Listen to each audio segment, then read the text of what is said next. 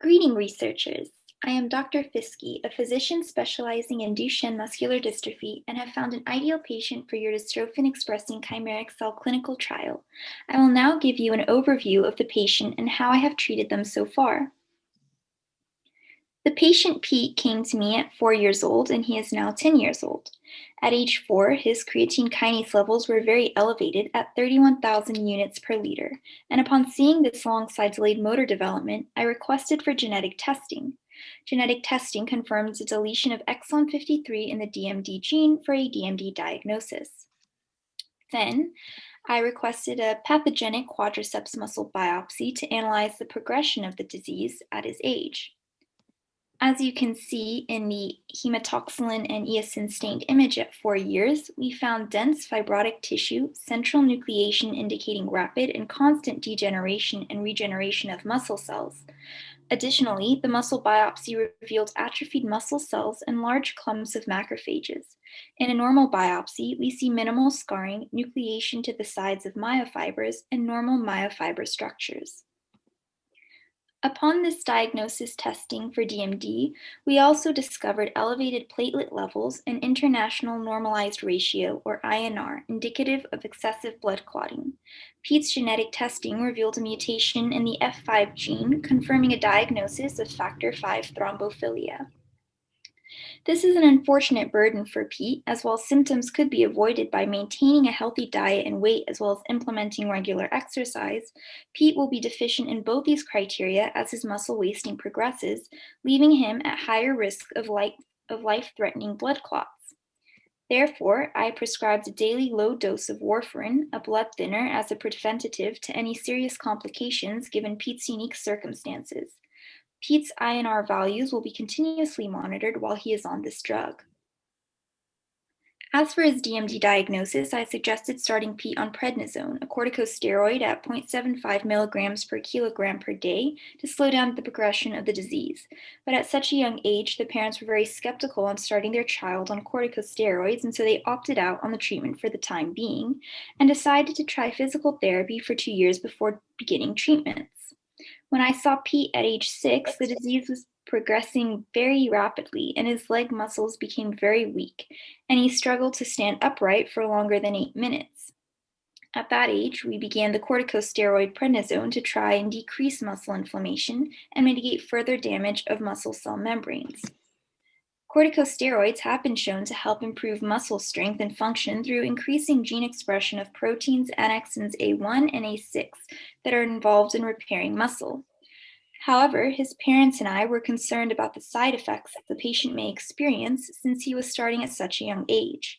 To prevent high blood pressure, weight gain, and weak bones, I recommended a dietitian and calcium and vitamin D supplements to try and mitigate the potential side effects.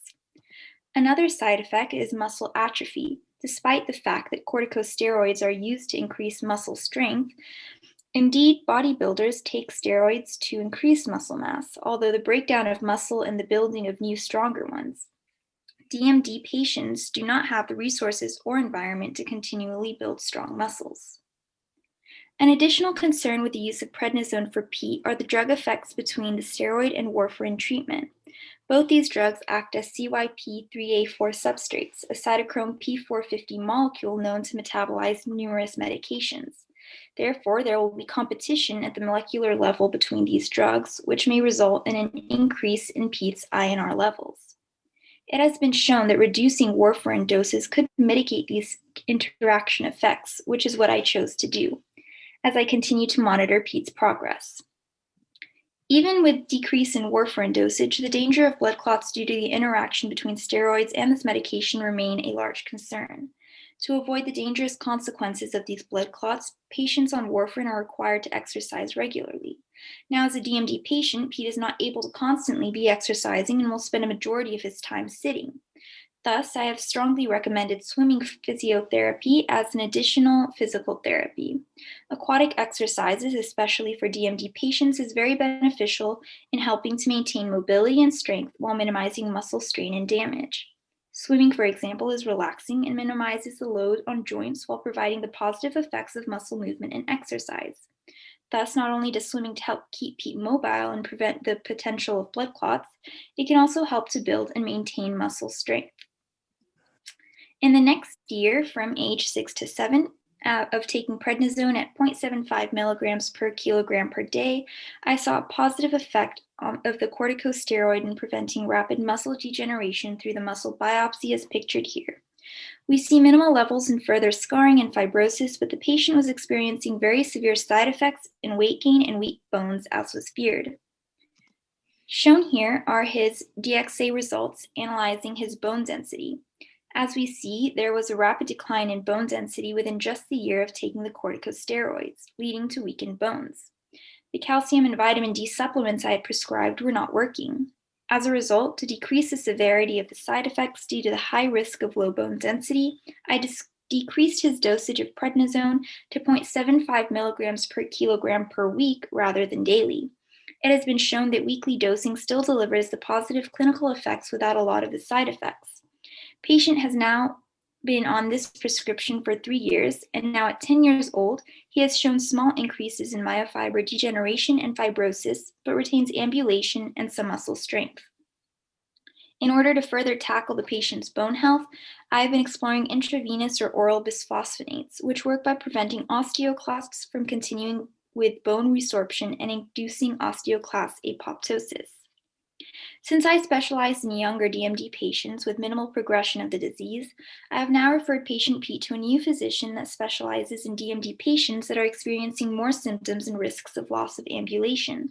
Here is Dr. Faisai with more information about the patient. Hello, everybody. I'm Dr. Faisai, and I've been seeing this patient for about half a year now. The patient came in for a checkup last month with newly emerging gastrointestinal, respiratory, and discomfort with heartbeat. Due to his prescribed corticosteroids, we see a rapid increase in weight over the years. Although relatively stabilized through his work with the dietitian, this increase in weight puts P at a higher risk for blood clots given in thrombophilia, requiring more frequent blood tests to monitor his INR values. Preceding his checkup, P had visited the emergency room due to persistent emesis and severe abdominal pain.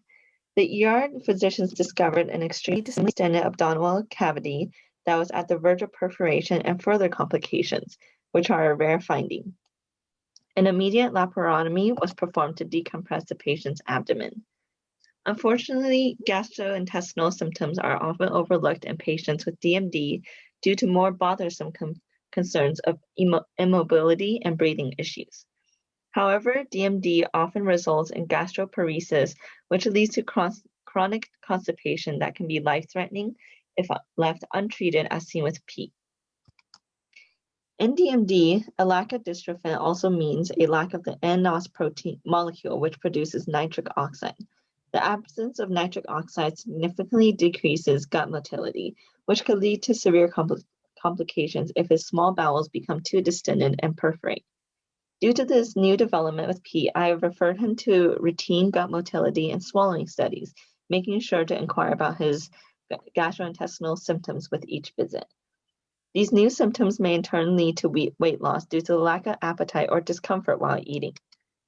Currently, his meal plan consists of additional sources of protein, including protein powder, as well as calcium-rich foods for his bones and high-fiber foods to aid with constipation. As Pete and his parents were concerned about his trouble breathing, I referred him to an X-ray of his lungs where I noted pulmonary edema. This is indicative of congestive heart failure, which we will see later on.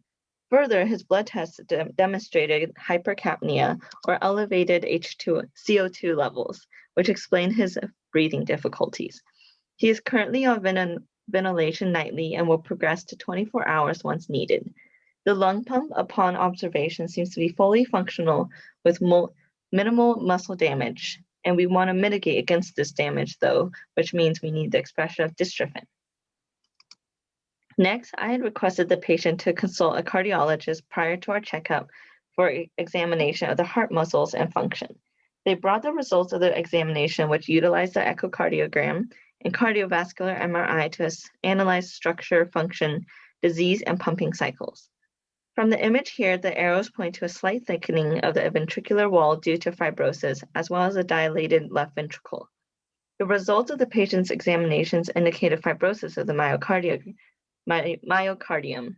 Although the fibrosis was minimal compared to my other DMD patients, it still impacted the heartbeat and function of the regular pumping of the heart. As we can see by the patient's ECG, it is displaying sinus tachycardia. Then in this image here, we have another echocardiography scan to view the pumping capability of the heart, as well as the size of the chambers. There are indications of chamber and ventricle abnormalities, just as we saw previously, further supporting the conclusion that the heart is being strained. As a result, cardiac dysfunction remains a very, very prevalent possibility as the muscles are now in rapid decline due to the increased strain on the heart to pump blood.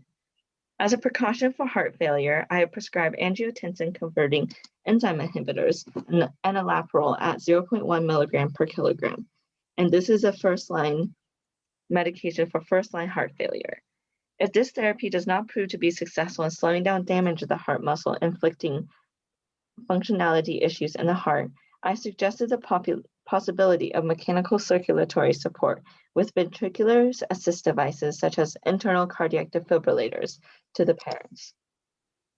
Despite having these assist devices, the degradation of the heart will continue to a point where these devices will no longer be helpful since the lack of dystrophin is not present to protect against muscle damage. But as a participant in your dystrophin-expressing chimeric cell trial, the dystrophin-expressing chimeric cell can be injected into the bone marrow of the patient where it will travel to the muscle of the heart. Your clinical trials with mice and ex vivo have been very successful and show promising results of dystrophin expression with minimal to no side effects. I have discussed with the patient and his parents about this clinical trial and the requirements. This patient has been a potential candidate and considered other stem cell therapies involving myoblasts and mesangioblasts that can differentiate and produce new functional muscle. But due to the challenges of poor differentiation, immune rejection, poor engraftment, and survival in culture, they have turned down participating in these trials. As seen from your previous trials in ex vivo cell fusions, once reintroduced and transplanted by injection into the mice, there is successful and normal myogenesis of the fused cell with successful expression of dystrophin. There is no immune rejection for the cell since it is also comprised of the DMD patient's myoblast. Thus, the patient is able and willing to provide a muscle graft, which the researchers, you, are then able to fuse the DMD patient's myoblast with the dystrophin-expressing cell from another donor to create the dystrophin expression chimeric cell. Due to the increased risk of fibrosis of the heart and lungs as the patient ages, now is the best time to implement strategies that can prevent the onset of these further complications. The introduction of the created DEC myoblasts can be injected by intratracheal injection and bone marrow injection, where the DEC myoblasts can proliferate and differentiate into dystrophin-expressing cells of the lung and heart. I strongly believe that we will see an increase in strength and function of the muscles and decreased strain of the heart, helping my patient live a better life. Thank you all for listening to Dr. Fiske and I today, and we hope that you will strongly consider our patient today as a participant in your clinical trial. He will greatly benefit from the success of your trial and is the ideal candidate as well.